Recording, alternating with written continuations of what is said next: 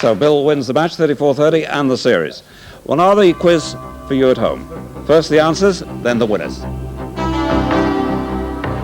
And Linford Christie has your entry, whether phoned or posted, in one of those mailbags, if you had the following correct answers. The answer to question A was Joe Jury. To question B, it was Manchester. The pictures were of Main Road, the home of Manchester City. The golfer in each clip in question C was Mark Calcavecchia.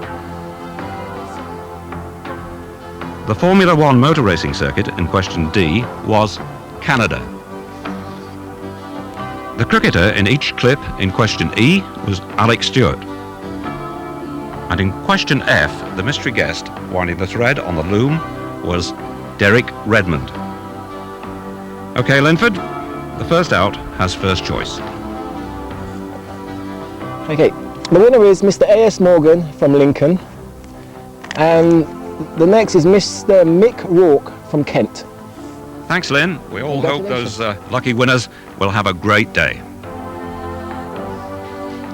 Hope you've enjoyed the series. We've enjoyed it. We'll be back in the autumn. Have a good summer from the whole Question of Sport team. Bye-bye.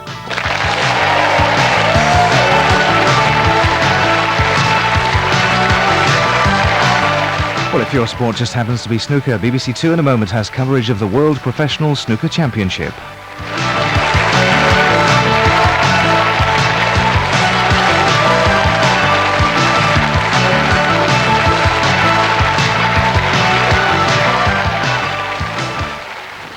Any sign of the Armada, Mrs. Wembley? Things are on the up again at the Carpenters. 25 minutes. All right, I'll nip down the bowling green and tell Sir Francis to get a move on.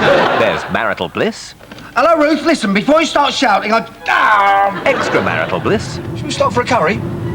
I've just had lunch. No, I just wonder whether you might feel the need to throw it over me again. You spanked her backside, didn't you? Perfect harmony. No, you can't. Yes, I can. No, you can't. Yes, I can. Listen, dumb. I can. Comedy with On the Up, next Tuesday at 8:30 on BBC1.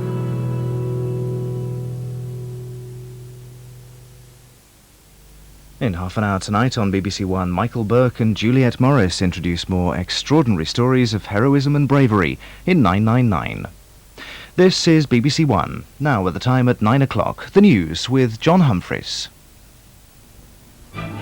President Clinton has ordered an inquiry into the disaster at Waco yesterday. He blamed the cult leader for the deaths. He said he killed those he controlled.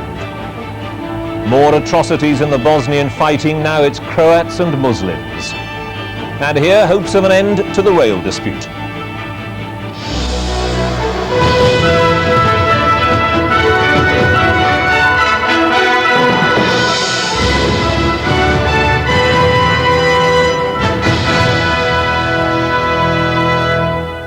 Good evening. President Clinton has taken full responsibility for the decision to attack the headquarters of the Davidian sect in Waco yesterday. But he said the blame for the death of up to 86 men, women and children rested squarely with the leader of the cult, David Koresh. His was the ultimate responsibility. However, there's growing pressure on the FBI to explain why they acted the way they did, and there'll be an inquiry in the United States Congress. Two Britons, who were among those who got out of the building when it went up in flames, appeared in court today. Both were charged with being material witnesses and returned to jail. The investigation into what happened in Waco will begin before the week is out. The chain of command that led to the decision to use force started with FBI Special Agent Jeff Jamer in Waco, who reported that negotiators had given up hope of persuading Koresh to surrender. In Washington, the FBI Director, William Sessions, drew up a plan to try to drive the cult members out of the compound. The Attorney General, Janet Reno, approved the plan and on Sunday briefed the President. Tonight, President Clinton rejected calls for her resignation and said, "I told her to do what she thought was right." Assailed by criticism that he mishandled the Waco siege, Bill Clinton was unwavering.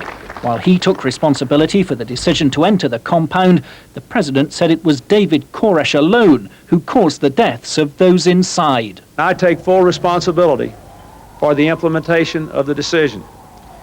Yesterday's action ended in a horrible human tragedy. He killed those he controlled, and he bears ultimate responsibility for the carnage that ensued. Mr. Clinton said a full inquiry would determine if things should have been done differently, but the White House had nothing to hide, and he rejected suggestions that he or Attorney General Janet Reno were trying to distance themselves from the consequences of their decisions. It's not possible for a president to distance himself from things that happen when the federal government is in control. I will say this, however. I was, frankly, surprised would be a mild word to say that anyone that would suggest that the Attorney General should resign because some religious fanatics murdered themselves. Janet Reno herself has acknowledged mistakes in the Waco operation, but it's clear that the administration will not be asking her to resign. I made the decision. I'm accountable. The buck stops with me, and nobody ever accused me of running from a decision that I made based on the best information that I had. Much more likely to go is FBI Director William Sessions, a George Bush appointee whose career is already under a cloud.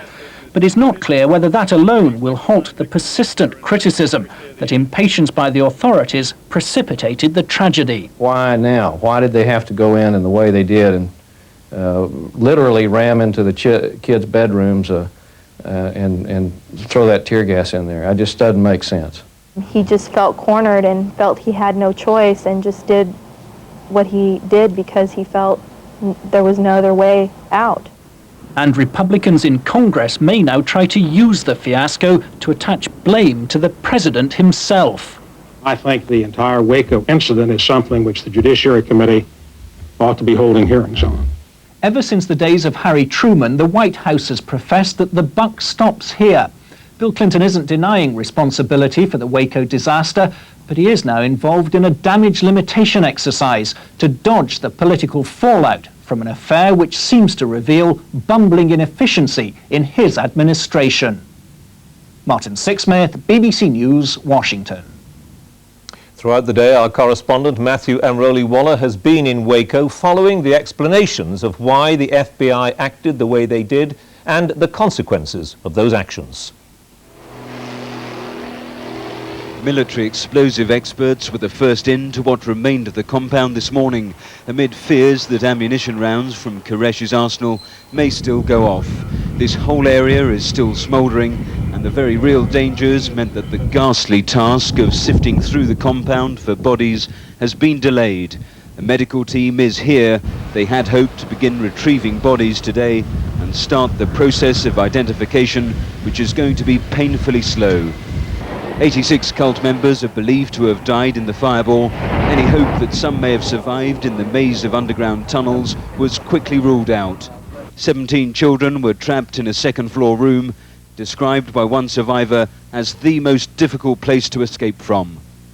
The FBI clearly miscalculated. They thought Koresh's threats of mass suicide was a bluff.